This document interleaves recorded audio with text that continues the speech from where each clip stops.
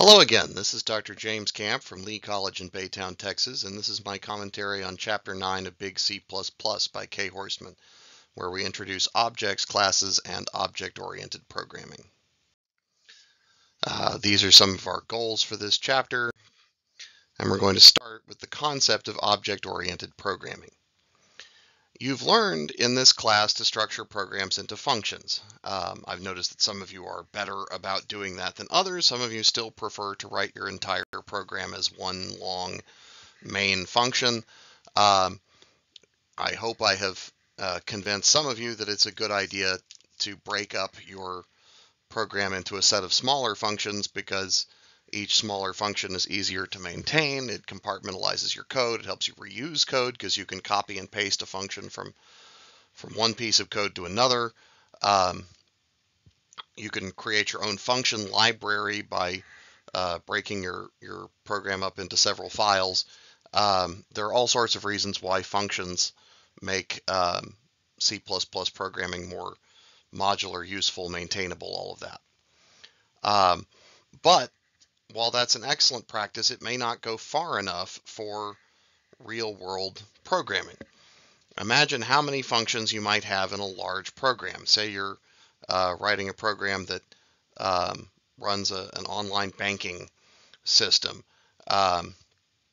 You would need functions to log the user in, functions to look up the bank balance, functions to modify the bank balance, functions to allow the user to transfer money, to search for a particular check number perhaps in their list of transactions. All of these things would take their own functions, and then think about how much data those functions have to pass back and forth. You would have to pass the search function a whole list of transactions, and you'd have to pass the transfer function, the balance from both accounts and the amount that you want to transfer, and all of this data has to be passed around. To solve this problem, computer scientists invented something called object-oriented programming, where tasks are accomplished not by calling a series of functions, but by creating something called an object. An object is a set of data that also contains functions that manipulate its data. Okay, and if you have several collaborating objects, those objects can interact with each other in your program, and it's an entirely different way of writing the program. In many ways, it can make your program simpler. At least it can make your main program simpler if you do it right. A class is what we call a blueprint or template for an object. A class is what the object is what you use in the program. The class is what you actually write. You can think of it as like a type name from which objects can be made, like string is a type name for a series of string objects. So if you look at this picture, what you see is a number of taxis. So we can say that these are all members of the class taxi. Okay, they have properties and methods. Properties like, they're all yellow, they all have 4 wheels, they all have passenger seats, and they all have a meter that keeps track of how long you've been in the car. And they have methods. You can tell the taxi to go someplace. You can pay for your ride at the end of the trip. So there are ways that you standard ways that you interact with a taxi.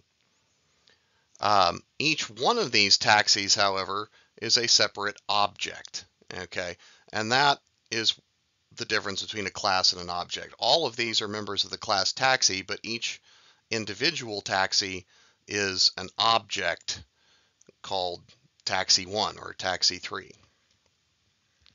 And the difference is that each object has its own state. So some of these objects are in lane 3 going forward. Some of these, one of these objects, taxi 3, is in a turn lane. I'm not sure if it's there to make a turn or if it's trying to drop off a passenger, but it's in a different state from taxi 1 and taxi 4, which are just moving on through. Okay. As a C++ programmer who has used the C++ standard library throughout this class, you're already something of an object-oriented programmer. You just haven't learned to write your own classes yet. But CIN and COUT, the first two things we learn to use in C++, are objects of the iStream input stream and OStream output stream classes, respectively. String, vector, and ifstream, classes that we've learned to use throughout the class, are standard library classes from which you can create objects. So a C++ string, the kind of string we learned to use at first before we learned about C strings, those are actually objects. They have data that they keep, and they have methods to interact with them, such as the .substring function or the .length function for string, or .pushback or for vector, or .open for an ifstream. Whenever you've called any of those dot functions on an object, what you've done is invoking a member function of that object. So I want to give you an in-depth view of one object that you've used before for two reasons. One is that it's a good example of how object-oriented programming works, and two, because it's come to my attention that after our brief introduction to vectors in the chapter on arrays, many of you still don't understand the vector class and what's so powerful about it. Its data implementation is hidden, or in object-oriented terms, we say encapsulated. But a vector of type double probably contains something like the following line: a double star of items that is allocated a new double of some capacity. Okay, and it probably starts with a relatively small capacity, like maybe 10 items, and then as you expand your vector, as you add things to it, it might reallocate that dynamically allocated array to contain more items and more items and more items. So the capacity will actually, unlike an array, which the capacity is stuck at whatever you start it with, a vector can increase its capacity throughout the life of your program. It also keeps track of its current size, which is how many items are actually being used, and its capacity, which is how much memory it has allocated for the array at that point. Now, you, as the programmer, can't access those items. They are private, and we have more on the idea of public and private later in this lecture, so if that confuses you, hold on, we'll explain it. What you can access is vector's public interface, okay, which in this case is a list of functions that modify the vector or give us information we want to know about it.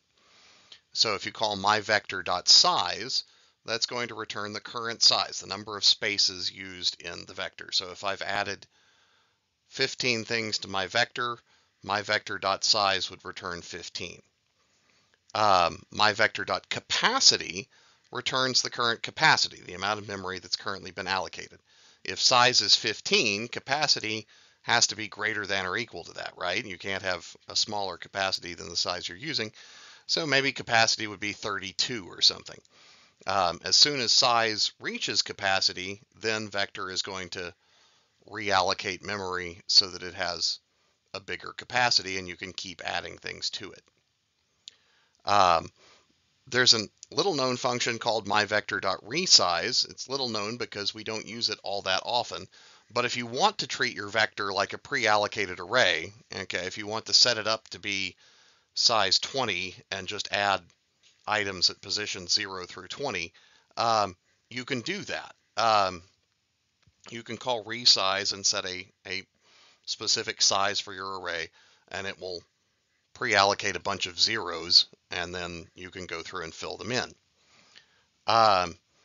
More often, we use myVector as an extendable array, so it starts at size 0, and then we just keep adding items to it.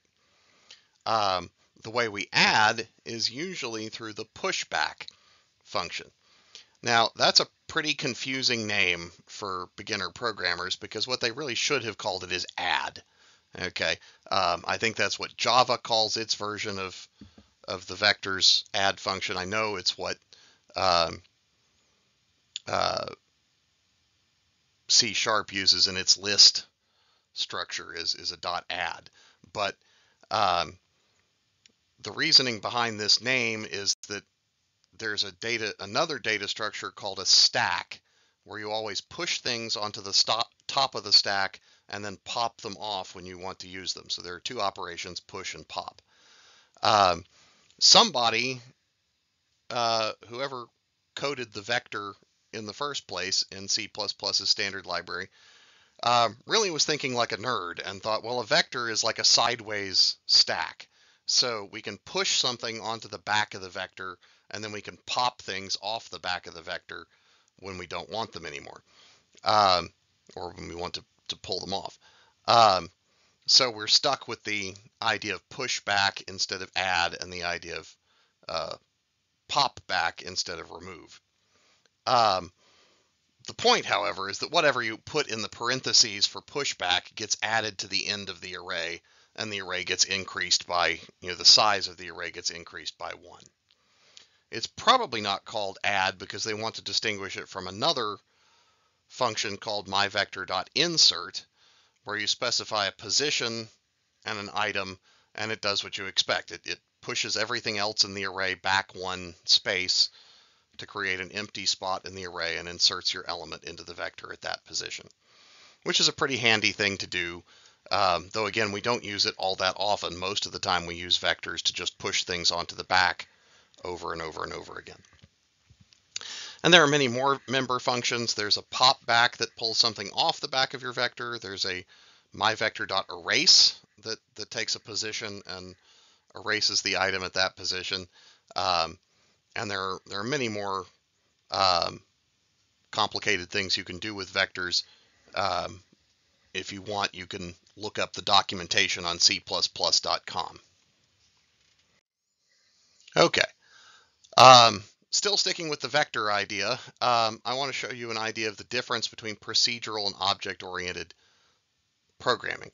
What we've done in this class before this point has been procedural programming. We write procedures that start at a beginning and go to an end. They take data as inputs or parameters in the case of functions, and they end by producing outputs or return values in the case of functions. So here the procedure is that we're going to add something to an array of grades. In the case of the procedural programming, we have to create an array of size bigger than we need it to be, an array of a certain capacity, and then we have to keep what we've called a companion variable, a variable that tells you how many grades you're actually using. Okay, and because this is a fixed size array, you have to separately track how many of those spaces are actually being used by grades.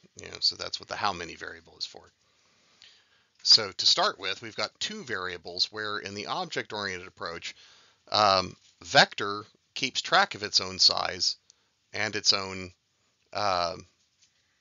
resizable array of grades, so we don't need those two separate variables, and we're not wasting space by allocating a huge array when we maybe don't need that much space. So the vector is already a little more space efficient in our program. In both cases, we're going to declare a new grade and read that in from the keyboard, or maybe read it in from a file or something like that. And then here's where we really see the difference between a procedural approach and an object-oriented approach. In the procedural approach, if we have an add function, we have to pass the new grade and the array size, probably the array size as a reference parameter so that it can be changed and updated in the calling program. Okay, so that's a little bit more complicated. Pushback, on the other hand, is a member function of our vector. It belongs to the vector. So we don't have to tell pushback what vector we don't have to pass the vector to it. It just is attached to the vector. So all we have to do is supply the new grade in parentheses, grades.pushback new grade. And that just adds new grade to the end of the grades vector. Okay, so you can see the object-oriented approach tries to bind the data and the methods that the functions that deal with it. Okay. I know I'm taking a long time on this intro here, but it's very important that you understand what object-oriented programming is about and how it's different from procedural programming. In procedural programming, you write a main function, you write several smaller functions that handle specific jobs. Those functions may call other functions, and you have this network of functions calling other functions, passing data back and forth. If I need to rewrite how function 2 works in this diagram, I might have to change some code in the main function. I might have to change some code in function 3, which would then affect function 1. So it's very hard to maintain these programs. There's no mechanism to ensure that if I change function 2, the rest of the program will still work. Also, there's no mechanism to guarantee that all the data is going to be passed exactly the way it's supposed to be. And as you know, functions can only return one value, so there's sometimes passing of reference parameters, and things get fairly complicated. Computer scientists noticed that functions tend to work on data that's related to its, a set of related data. Okay, so they invented objects where the data and the functions are bundled together. If done properly, changes to the class or object data structure or changes in the built-in functions happen in a way that remains related to each other internally, and it doesn't have any effect on the code, the outside code that uses those functions. I can change the way that vector stores its internal data and handles enlarging its capacity without any effect on the public interface functions that we just talked about. You can still use the vector the same way, it just maybe does something different under the hood. And we call that hiding of under the hood functionality and implementation encapsulation. Okay, so some new terminology. A class is a type of object, like a car.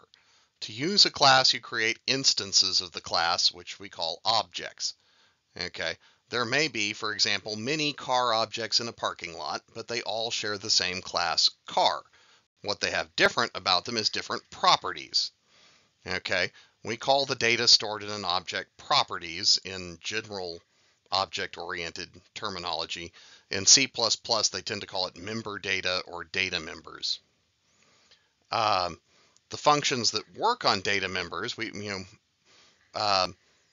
each instance of the car class may have different properties. It may be a different color, it may have a different size or different number of seats, but we have the same method of interacting with it. We put a key in the ignition, we turn the steering wheel, we push the gas pedal. So those methods, or C++, because it already has the concept of functions, calls them member functions. Those methods of interaction or member functions are the same for every object of that class. So it doesn't matter whether you're walking up to a yellow SUV or a blue sports car, the methods of interacting with it, open the door, sit in the seat, turn the key, push the gas pedal, shift it into gear first, right? Those are all the same, okay? So here's a car. Every object of class car has certain properties. Maybe it's got a color, a type of engine, a number of seats. Some of these properties define what we call the object's state. That is what defines how that object is behaving at that moment, okay? The car might be in drive and going 60 miles per hour, or it might be in park and going, hopefully, 0 miles per hour. In object-oriented programming, we represent each of those properties with data members, okay? Very much like fields in a struct that we learned about a couple of lectures ago, except we keep the data members private. We also have certain methods for interacting with every object we know of class car. We can shift the transmission, push the accelerator, push the brake, turn the steering wheel. We can read information about the car's state from the speedometer. Okay. In OOP, object-oriented programming, we represent these methods with member functions. And those member functions, because other parts of the program have to interact with them, those are not private, they're public. Okay. So in other words, access to member data and member functions can either be public or private. And the set of publicly available properties and methods of a class is called its public interface. That's what the rest of the program sees and is able to use. The standard procedure in most cases is to make your member data private so that you can manage access to it and do error correction on it and make sure that it's not accidentally changed. And you make your member functions public. Okay, for example, you don't read a string's length directly, you call its .length open parens, close parens method, which returns the length of the string. Okay, this concept, once again, is called encapsulation. Okay, by keeping the data inside each object private, we can write member functions that are used to set and get the data values, and that lets us regulate the data values so that we can't, for example, set a negative price on an item at the supermarket, and we can avoid mistakes in how they're set. If we had an item at the supermarket and we had the option of a 10% discount, we could have a member function that discounts it by 10% and checks to make sure that it only went down by 10%. If somebody could access it directly, they could just guesstimate it and change it by 15% instead, and nobody would know the difference. So encapsulation helps us regulate the data values as well. Okay. So far, when you've used string or stream objects, for example, you didn't know their data members or the implementation of their member functions. To this day, I have no idea what the internal representation of a stream object is. Okay, I don't know if they keep a string that of text that they pass through to do all of the parsing or what they have internally. It doesn't matter to me because it's encapsulated. All I know about a stream object is what I need, which is how to use the open function to attach a file to a stream, or the greater than operator to pull data out of a stream, or etc.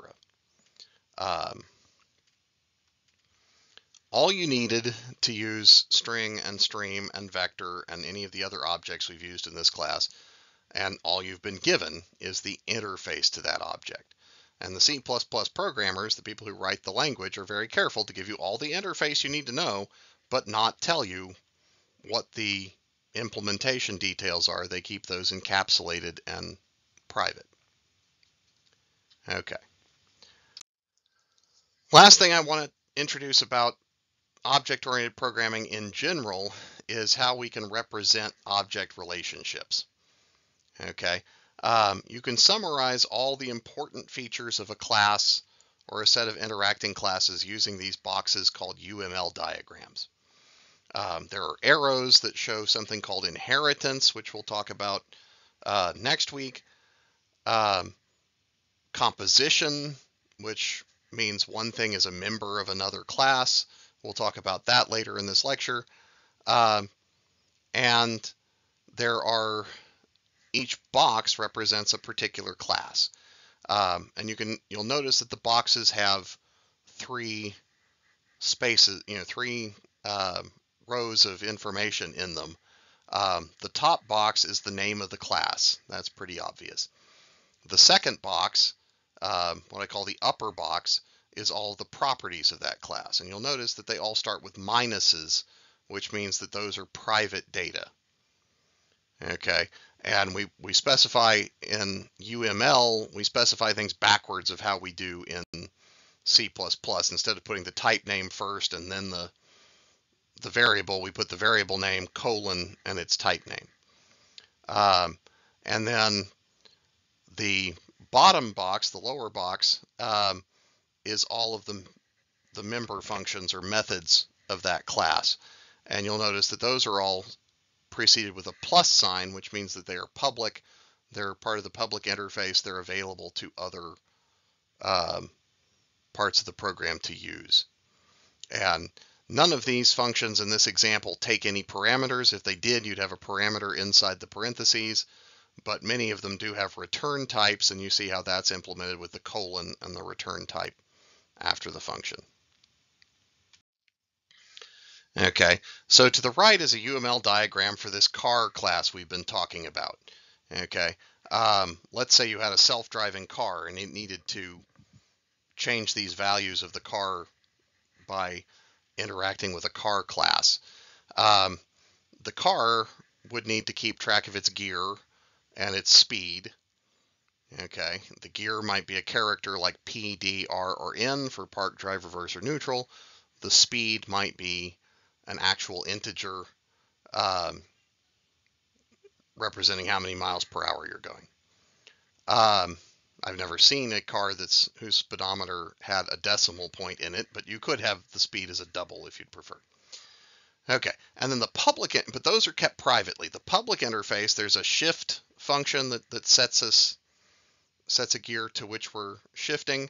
There's a get gear then that reads the current gear so that we can display that on the dashboard and show the user what gear we're in. There's an accelerate and a brake that represent the equivalent of pressing those pedals. There's a get speed that checks our current speed, and there's a steer function that takes a parameter. It has to have a direction, like maybe -1 for turning left and +1 for turning right, and 0 for setting the steering wheel back to straight ahead. Okay, so this is a good point to take a break and do my object practice 1, which is making your own UML diagram for a simple class. I believe the one I've assigned you for this one is to make a class for a smart television so that you can understand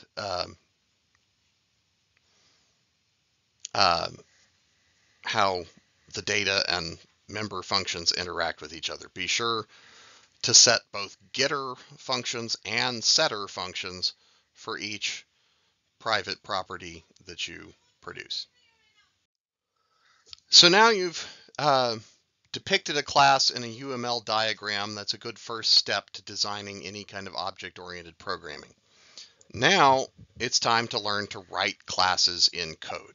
Okay, to define a class like car, you must first define its interface. What public functions do you want people to be able to use to interact with your class? Then you have to define the state behind those interface objects, like first gear or 60 miles per hour, by defining data members for the objects. And finally, you must specify the behaviors, the actual way the object is going to interact with the world, by writing implementations for the member functions. And so we're going to go in those 3 steps in the next sections. Okay, so let's make a class that models a tally counter. Okay, this is a mechanical device that counts how many people have boarded a bus, or how many correct answers you've seen on a test, or whatever, anything that's just too high a number for you to count in your head.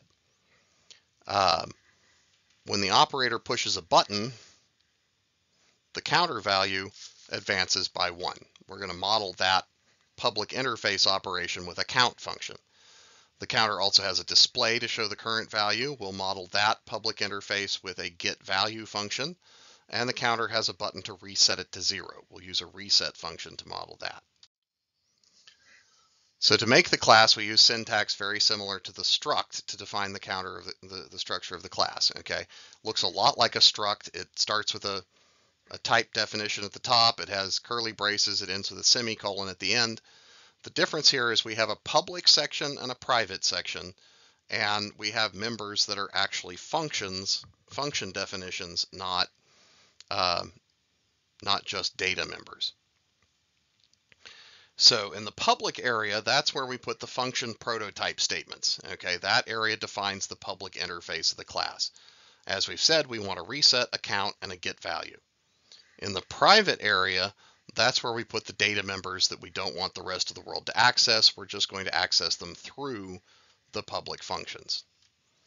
Finally, by convention, programmer-defined classes, as opposed to the ones you get from the standard library, are capitalized using what we call camel case. That is, each new word has a capital letter like the humps on a camel.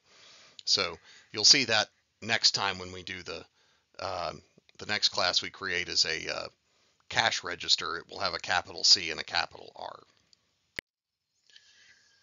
Okay, we define the member functions after the class definition.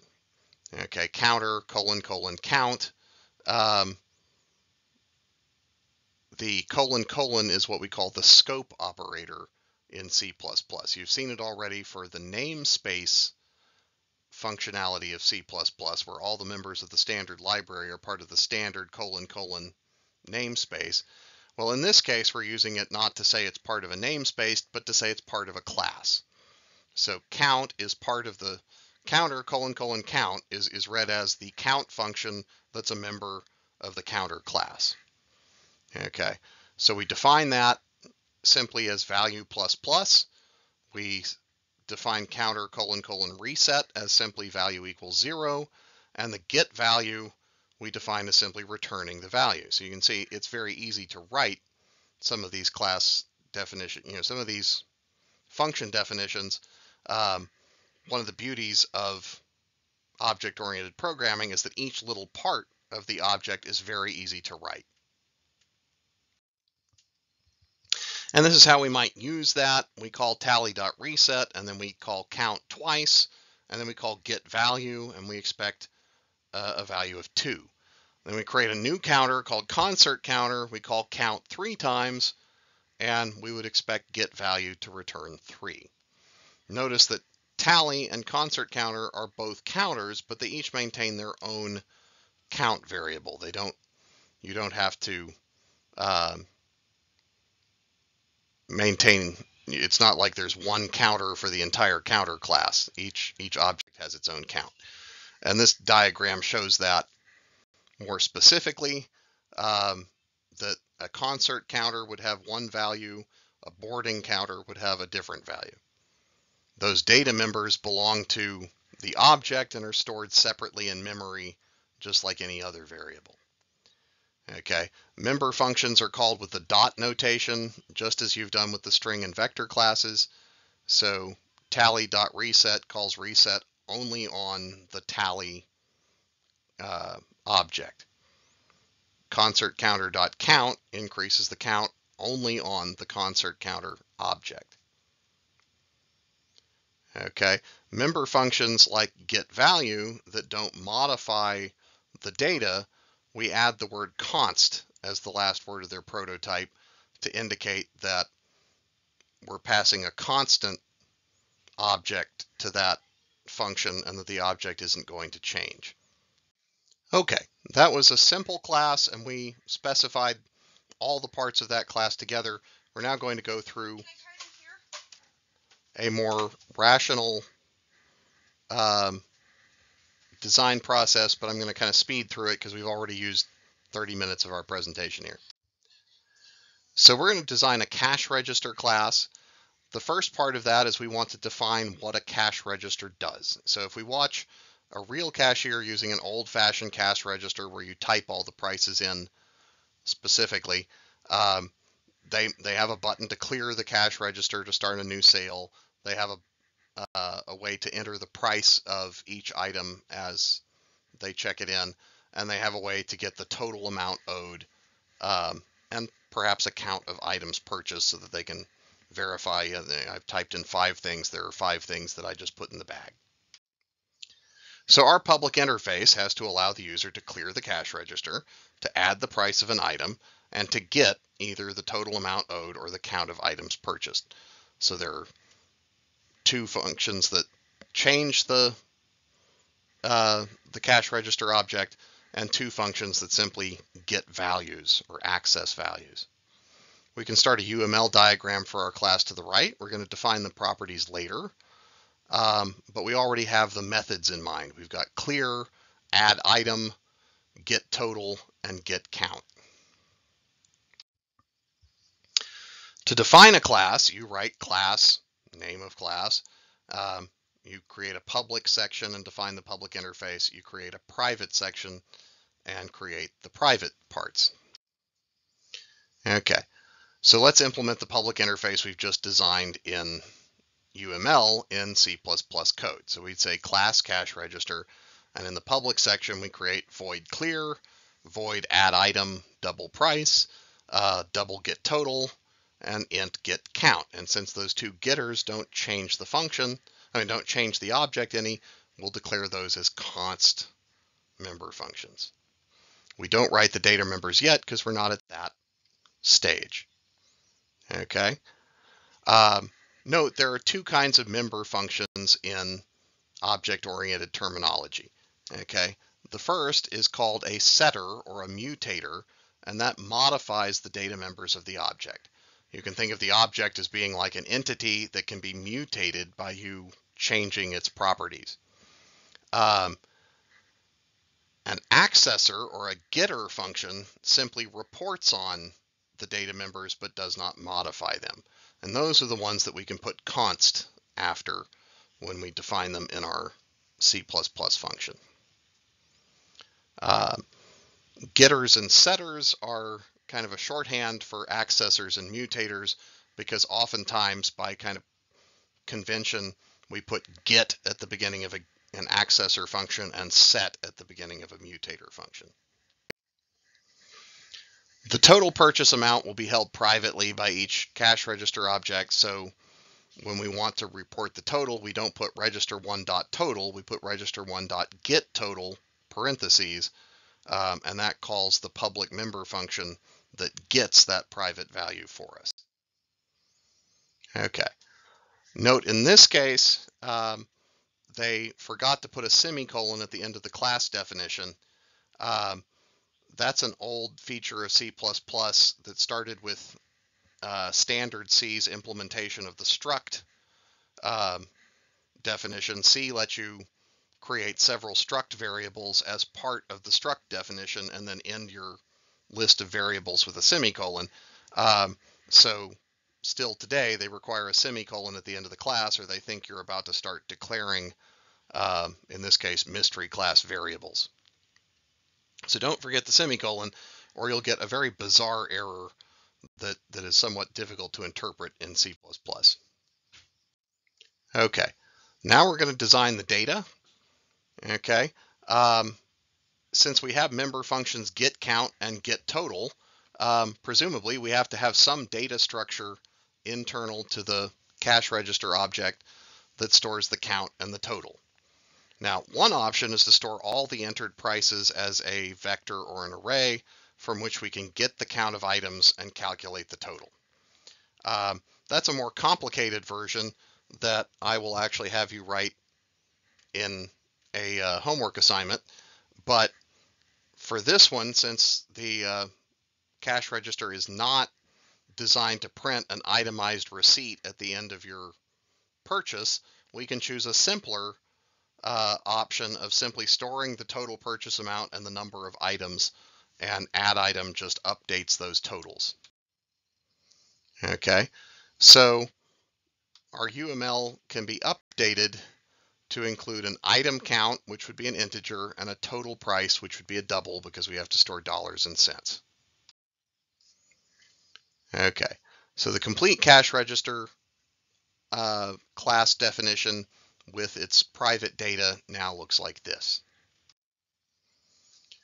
Okay, and this is an example of two cash registers, one of which has been in use for 5 items, the other of which has only had its first item added.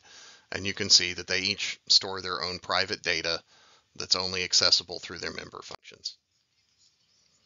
Okay, more motivation for the encapsulating.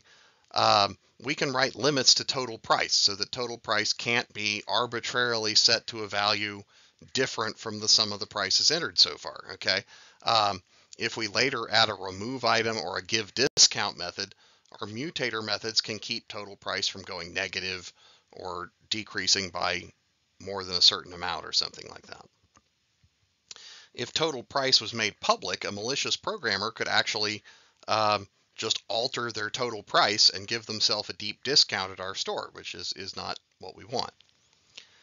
The other method for encapsulation is, say later we do want to add a list of transactions as a vector. We can change that implementation detail without affecting users of the public class interface, because get total and get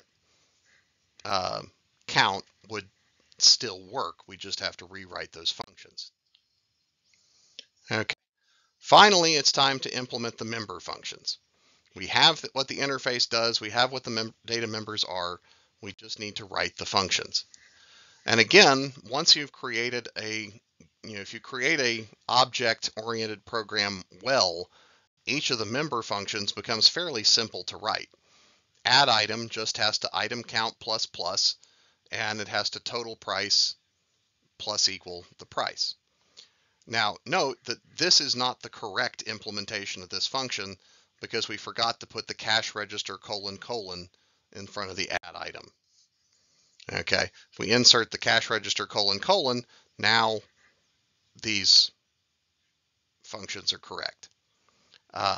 Note that we don't have to declare item count or total price. Those are part of the class definition that we've already written.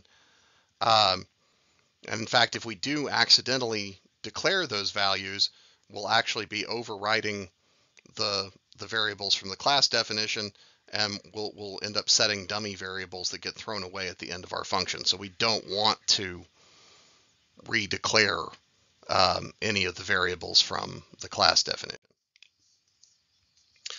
Now, how does that work? How does the function know that those member variables belong to the class or to the object?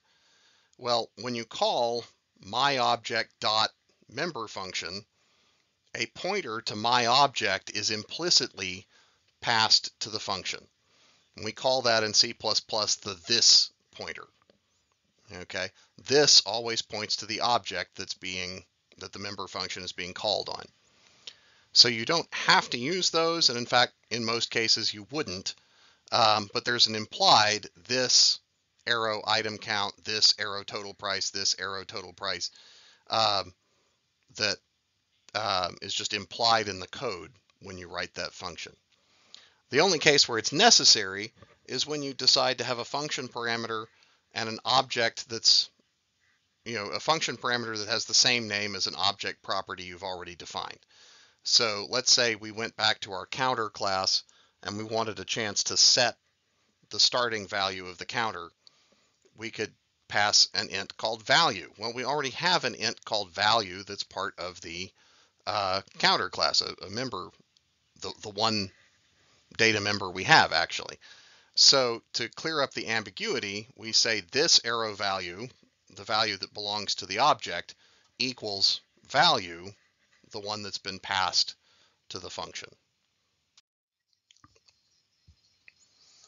Okay. We've already written the add item member function. So if we want to add multiple items, we could call the add item function from that add items function. It might be simpler to just take the price and multiply it by the count, but this is just showing you that if you've already got a member function that works, there's no need to rewrite the code again. You can just call that member function from another member function. And again, that works because there's an implied this pointer that points to the correct object and calls the add item on the correct object. Okay. This shows we have a display function that they've written that takes a cash register and prints its count and then its total. And then we have a cash register program that uses the register. It first clears it, then it adds an item, prints it, adds an item, prints it, adds an item, prints the total. Okay. Programming tip: if you declare all of your access functions with the const reserved word, you will not have any bizarre compiling errors. Now, if you don't put the const in, you're not going to get a compiler error unless something else in your program expects a const value. Okay. Sometimes there's something else in your program that expects a const value, and you'll get a weird error that says this function doesn't match the type it's being passed because it's being passed a const object instead of a object. And typically the way to fix that is to just go through and make sure you have const after all of the functions that don't, all of the accessor functions, the ones that don't change your data. Okay, finally, constructors are member functions that initialize the data members of an object. Okay. Remember that C++ does not automatically initialize ints and doubles and other such simple variables. So if you did cache register register 1 and there was no constructor, then register 1.add item adds 195 to whatever arbitrary value the total price had to start with, and it adds 1 to a count that had whatever arbitrary value the int count was initially set to. So you'll probably not get a value of 1 back. The answer to this is to write a constructor.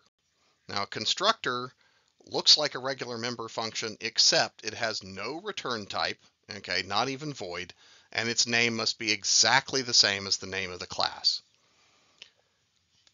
And then the constructor definition looks like name of your class, : name of your class again, parentheses, and then you just write code that sets all of your values to sensible starting points. Now note, if you don't write a constructor for your class, the compiler will automatically generate one for you, but it won't do anything except call constructors on members that are themselves objects. So string will be initialized to the empty string because it's got a constructor, but an int or a double won't be initialized. Okay, a constructor that doesn't take any parameters, we call that a default constructor. Okay, so that looks like cache register register 1. You don't put parentheses after the name or you'll get a bizarre error in your program. But constructors can have parameters. Let's say you're creating a bank account class. Some bank accounts start off empty, others start off with an initial balance.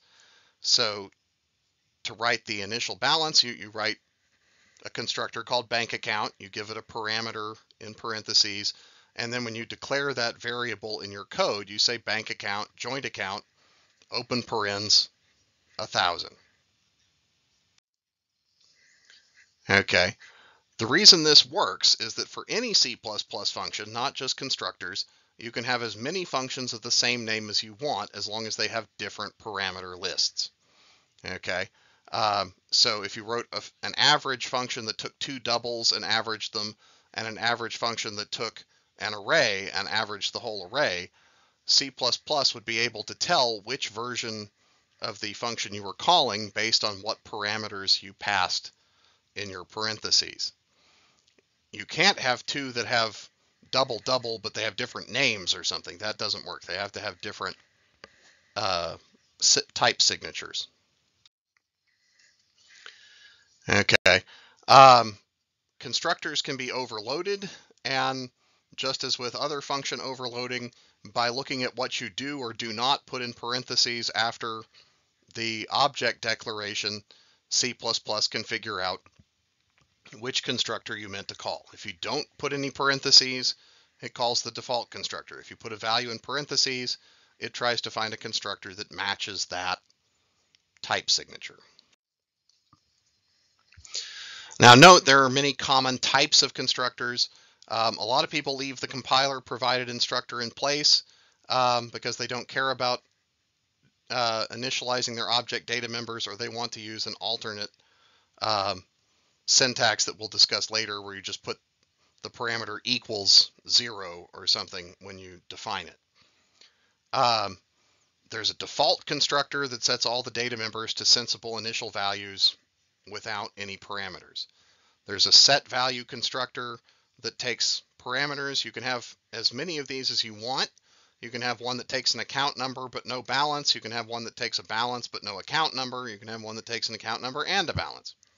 As long as they have different parameter lists, C++ can figure out what you mean. And then there's a copy constructor. This is useful when you've already created a bank account and say Joe's account wants to be exactly like Marie's account. Maybe they're married and they have the same account. You can pass a bank account into the constructor and it will make an exact copy of that value. String, for example, has a copy constructor. You can put string, my string, open parentheses, your string, and it'll make an exact copy of that string. Okay. Note that you can't call a constructor using dot notation. Okay, it's not a regular function. So you can't call register1.cache register and expect that it will reset the cache register to 0. What you can do is say register1 equals cache register parens, okay, and that will essentially create an unnamed initialized object and then replace whatever value register1 had before with the new object. Okay, there's a funky thing called initializing lists. Let's say you have an item that's part of your class that is itself an object or a class. Okay, it may need a constructor. The way you do that is you take your constructor and you put a colon at the end of it, and you call the constructor of the object that you're trying to instantiate. So my object in this case is named article, so I say colon article, and then I put parentheses, and I put the information necessary to construct article in those parentheses. I can have multiple constructors after my colon there if I have an article and a customer. And notice that I've now defined my two data fields, article and customer, so there's actually nothing to do in the body of the constructor now. I can just write an empty function that doesn't do anything. Okay. Finally, I just want to introduce uniform initialization syntax. So far, we've learned several different ways to initialize variables. Price starts with equals 1925. An array has curly braces and then a list of values, and that comes after the equal sign. An object, on the other hand, has parentheses and the values that you want to pass to its constructor. Around C++ 11, they wanted to uniformly create a uniform syntax for initializing variables. So they decided that everything just gets the name of the variable, an open curly, the value that you want to initialize it with, and a close curly. It looks nicer in some ways. In other ways, it's a little harder to interpret what's going on with price, curly bracket 1925, price equals 1925 is a lot more natural syntax. It also allows you to use empty braces for default initialization, which finally gives you the ability to initialize a double to just 0. But unfortunately, 10 years down the road, this change has not been widely adopted. You'll see a lot of tutorial sites out there teaching you to use the uniform syntax. But if you look at actual programmers' code out there, it's not. It's usually using the older syntax. In the future, so now is a good time to take your second programming break and work on Object Practice 2, where you're going to write your own objects, a circle object and a square object that calculate their own area and perimeter, having had their size set in a constructor. Okay, that's it for now. Good luck, happy programming, and I'll see you next time.